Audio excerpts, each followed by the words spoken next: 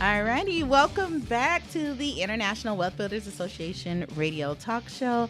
I'm your host, LaToyaTillett, here speaking with Lionel Thomas, real estate appraiser / realtor as well.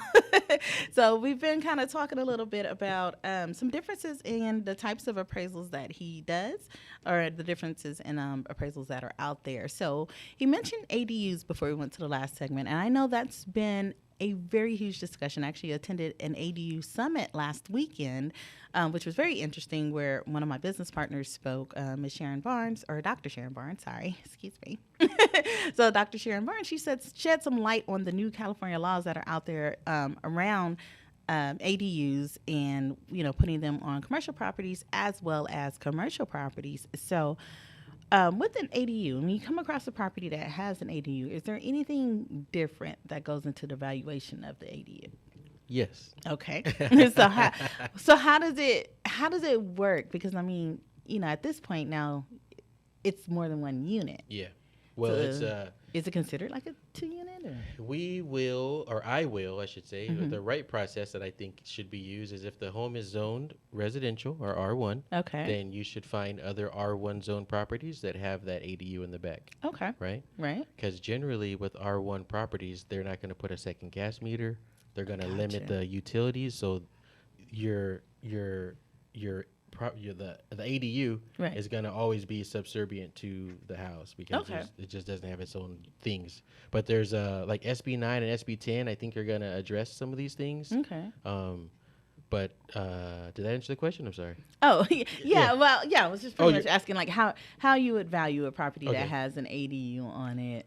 Yes. And then, so the property you just spoke about, you said had multiple ADUs on it. Well, so it had one ADU with four bedrooms and bathrooms that were kind of like apartment-like, but a common area. And it's just, I think in this case, a brilliant design. Okay. Right?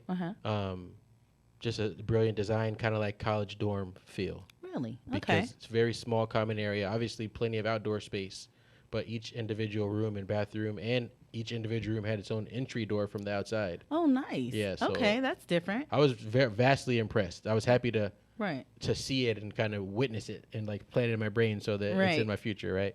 Yeah, so you get your brain thinking of different ways to invest. You know, we're all about international wealth building. Yep. You know, you can build wealth here in the States. You can build wealth outside of the States. Yep. However you need to do it, but then just having that that time or that to be able to think outside the box out of traditional ways of investing. Because, everybody knows the basics. Okay, you can do fix and flips, you can wholesale, or you can buy rental properties. But to be able to take a property and transform it into something that's going to create even more wealth. Use just your with equity. one property. Yep. Right. Yep. I think that's really an amazing thing that, it gets creative. It's all about being creative as an investor and creating, a diverse portfolio. From what I can understand, and no disrespect to anyone in any city government, but it seems like the cities are some cities are accepting it, some cities are not. Right. And they're kind of like iffy on are they going to let you do it or not? And that's creating a little bit of friction, even though the state of California already gave pretty much the green light to do it. Right, right. But I guess to kind of talk about the process of valuing them, I would look at the zoning. I'd make sure that my comps have the same zoning. Okay. Then I'd look at the ADU and make sure my comps have a similar ADU, but in this 4-bedroom, 4-bathroom ADU, obviously there's no other properties like that. Right. So in his email they sent me, he was kind of asking me why didn't I compare his home to the other homes that he owned, and I told him like, oh well, these homes aren't for sale or they haven't sold, so they wouldn't be a comparable. Right. That's some people don't know that. So when you're valuing a home, we're looking at homes that have recently sold because those are indicators of the current market value or the current value in the area. Mm-hmm. That's what a comparable sale is, or a comparable listing. Yeah, so it makes it comparable. Yeah. So you can't compare it to something that arbitrarily just sitting there. You just haven't done anything, but it's just sitting there hanging out. And Yeah. It's like, you can't compare that. And it has to be a recent sale. How recent of a sale do you guys look for when you're doing the appraisals? Well, if it's an ADU, mind you, there's already a very limited amount of sales available. Right. So you're going to go back further, maybe a year or 2 years. You're going to search a wider area, maybe 3 to 5 miles. It depends, whatever you have to do to define the value so that at the end of the day, when you sign that report, you're comfortable with the results. Okay. Because ultimately, that's what it is. Okay, but, that's good to know. I would go back in time and I would search a wider area in order to try to match the subject's features, apples for apples. Okay. And I know, back in the day, people were building, like where I grew up, in my house, we had what we called the back house. Yeah. That's what it was back then. Yeah. It was the back house. Yeah. Because it was in the back. And it was the house. Yeah. And so like a playhouse or a rompus room or whatever. Yeah, rompus room. I know we had that come up before, and it had a shower, full bathroom and everything. It just didn't have a kitchen. It had a closet, big open space. It had a heater? Cool. It had a heater. Okay. That's pretty. And it was area-ish. it was next to the garage. Well, pretty much on the same building structure as attached. Yeah. Okay. Yeah, so it was pretty cool, but you couldn't enter from the garage into there. That's an interesting topic right there, because I've heard, I helped on a file for a lender client where they got an appraisal back, and the homeowner ordered they were trying to do like an addition loan. Okay. And this appraiser, they were upset with what the appraiser valued this ADU as. And when I seen the ADU, it was actually just a room addition, like an attached room. And I thought, like, well, why are they calling it ADU? And when you look at it as a room addition, then you increase the square footage of the living area of that property. You increase the room count, and opposed to saying it's like a 3-bedroom, 2-bathroom with a 1-bedroom, 1-bathroom ADU. If you just say it's a 4-bedroom, 3-bathroom, you have value there.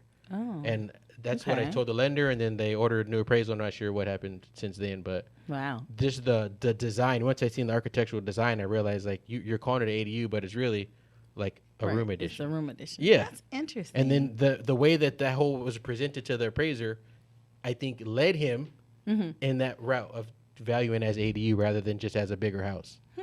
But that's a discussion in itself. Right, because I'm wondering why that happened now. I know there's the junior ADUs that you can do. Those are attached. Similar, yes, they're attached. There's also one that I heard of. My business partner was actually working with, where they wanted to take their master bedroom and separate it from the main house, but still attached. They want to convert and everything. The interior. Yeah, space. so they kind of converted it and had a separate interest on the outside, so that the mother-in-law could have that as her private home and still feel like she has some type of independence, but still be close to them. Little granny quarters. Yes, right? Because it's like, there's so many names where you got granny flats. I know, right? Butler's quarters, pool house. You just there's so many different names for different things. Yes. Yeah, and it's pretty much essentially at the base is the same thing. Yeah. And so now we got the ADU, which is the accessory dwelling unit. So that's why I say, is there a heater? Because for it to be, as an appraiser, or in my opinion, for it to be considered as a living space, it needs to have a heater. It needs to have these functions. Right. So for me to value it similarly to what I would value this other living area. Right. So that's kind of why I explore that conversation. Okay. But the bottom line is, whatever you do to a home is going to add the value. But like, maybe 4 months ago or months ago in April, it maybe added more value than what it adds now, because the oversupply of homes for sale. Okay. So are you seeing an oversupply right now? I mean, I know the market is changing. We are definitely seeing a shift, not a crash per se, but definitely a shift. So how are you seeing it from the appraiser standpoint?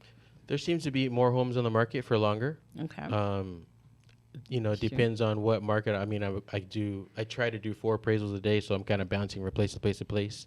But a lot of times, before I render the final estimate market value, I look at the housing supply and like how many comparable homes are actually for sale. Okay. And that is an indicator to me of like, how, like, not how risky, but how high can I value this? Because if there's 10 other homes for sale, well that they're not going to pay the most for this property. They're going to look at these 10 homes and potentially pay the least amount, or negotiate it depending on the features that are there. Of course. So I like to look at the supply and try to use that as an indicator of how high I can value the home, if that makes sense. Okay, that does make sense. Okay, so it just kind of helps me think differently in terms of when I'm taking on a listing. So that's another thing that I can kind of look around at too. And it's like Teletubbies. If there's 50 Teletubbies, what are they worth? Like, you can't pay $10 for the Teletubby if all the other ones are selling for $2. So. Yeah, no way. It had to be special. Maybe it has a diamond eye or something like that. Right? That's hilarious. That's really funny. So it was kind of cool growing up with the back house, because me and my friends used to hang out back there, and I'm like, oh, okay, it was like my own little area and everything. Own little apartment, huh? Yeah, my own little apartment when I didn't want to be in my room or in the house with my mom. And so I know one time the city came out and said that we needed to like board up the shower because it wasn't considered by the city as a living quarters. Oh, interesting. Yeah, and they were like, "Oh, you gotta either tear out the bathroom or board up the shower or something like that." It was really strange, and I was like, "Wow!" But now, I mean, it seems like it's okay as long as it's permitted. Yeah. Because then you run into a lot of them that were built that weren't even permitted. Yeah. So Well, then that was that's a a comment, different yeah. issue in itself. How do I say? It seems like to me, in any addition you make or anything you do to your home, you should be Right. able to put a wash basin to wash your hands. Right. Especially with COVID, cleanliness has course, become yes. a very important detail. Well, that was way pre-COVID. Yeah, but when you think about it in contrast, like you got a government official coming out to your property and saying that you have to remove this quarters used for cleanliness, Right. which sounds crazy to me, but It really was. I was like, that's interesting. But my mom's landlord, he never did it. He just left it, the way it was. Yeah. Alrighty, so we're gonna go ahead and take another quick commercial break and come back with our last segment and talk to Lionel a little bit more. See you guys in a few.